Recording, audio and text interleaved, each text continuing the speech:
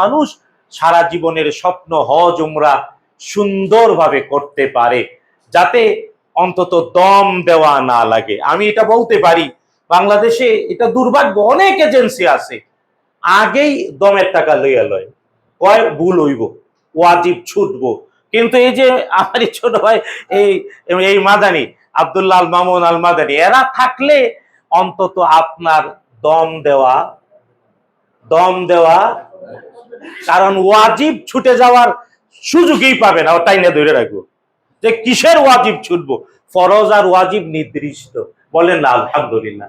এই জন্যে সারা জীবনের স্বপ্ন হজটাকে জান্নাতের নিশ্চয়তায় পৃথিবীতে বেঁচে থাকা অবস্থায় আল্লাহর জান্নাত রেজিস্ট্রি করে নেওয়ার জন্য হজ, আর হজটা বারবার করার চেষ্টা করা। যাদের সামর্থ্য 5 বছর পরে রিনিউ করবেন, কিন্তু শক্তি সামর্থ্য থাকা অবস্থায় হজটা করবেন।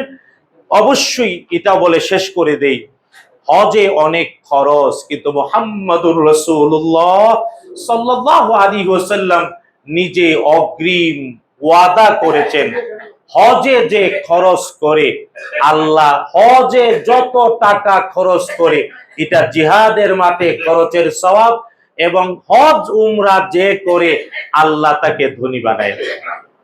বলে না সুবহানাল্লাহ। এই জন্য হজ উমরা করেছে, হজ উমরার আগের জীবন, হজ উমরা করার পরের জীবন গিয়ে দেখেন তার অভাব আগের চেয়ে কম, কষ্ট আগের চেয়ে কম, দারিদ্রতা আগের চেয়ে কম। কারণ আল্লাহ এবং তার রাসূল ওয়াদা করেছেন, আল্লাহর ভালোবাসায়